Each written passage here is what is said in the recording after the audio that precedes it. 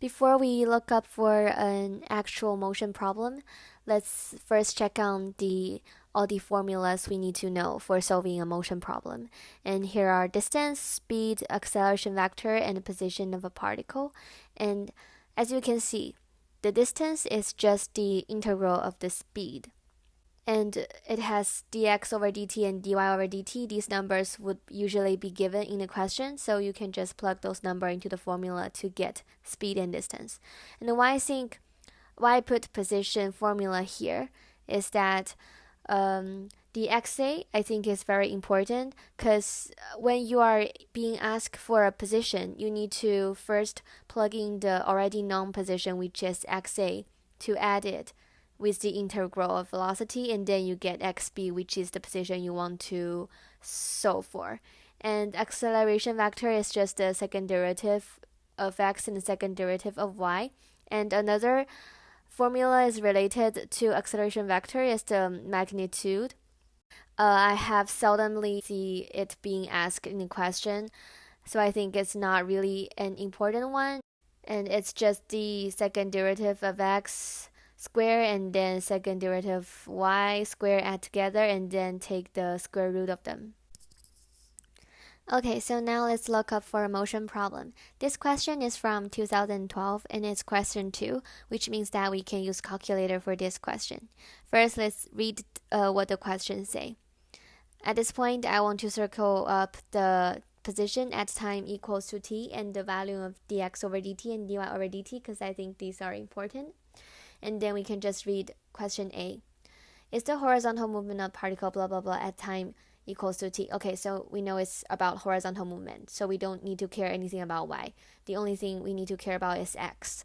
It's horizontal movement of the particle, so it's the derivative of x, which it already gave us. It's square t plus 2 over e to the t. So it's the equation of dx over dt, and we plug this equation into calculator and plug when time equals to 2. And the result we get should be larger than 0, which means that it is positive and the particle is actually moving to the right.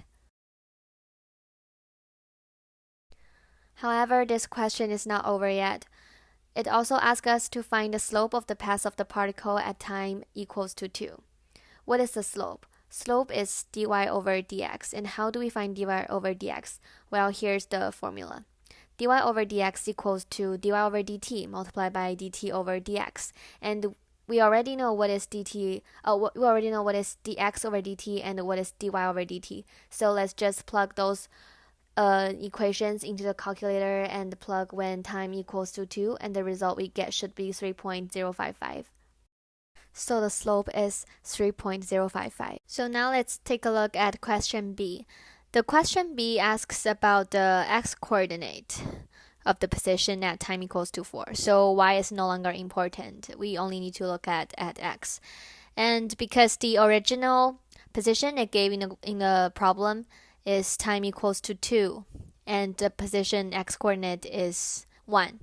So remember the formula I mentioned before, it is xb equals to xa plus the integral a to the b, and in this problem it is the velocity of x in this integral. And we just plug 2 into a and 4 into b. And for x2, we can just write 1 because that's the x-coordinate at time equals to 2. And then after we put the whole equation into the calculator, the result we get should be 1.253. So now let's look at question C, and we can find that it asks us for the speed and the acceleration vector, which we can just solve by using formulas I mentioned before. And also in question D, it asks for the distance, and we all know the formula for speed, acceleration vector, and the distance, so I will put these questions together and so that you guys can see it like how I solve it with formula more clearly. So for the first one, it asks for the speed, and we know that the formula for speed is the derivative of x squared plus derivative of y squared, and then take the square root of them together. And for this one, we already know what is dx over dt and what is dy over dt, and we just plug that equations into the calculator and plug in when t equals to 4. So we should get the result, which is 0.575, and this will be the value of our speed. So for the acceleration vector, the formula for acceleration vector is the second derivative of x and the second derivative of y, and the second derivative is just the derivative of dx over dt and the derivative of dy over dt, and still we plug this equation in the calculator to find the derivative, and then we plug when x equals to 4. And then we should get the result, which for the second derivative of x, we get negative 0.041, and the second derivative of y, we get 0.989. And this is the answer for acceleration vector. So how do we solve for distance? Remember, the formula for distance is just the integral of speed. And we write down the equation for the speed again, and this time we plug t1 and t2 into the integral.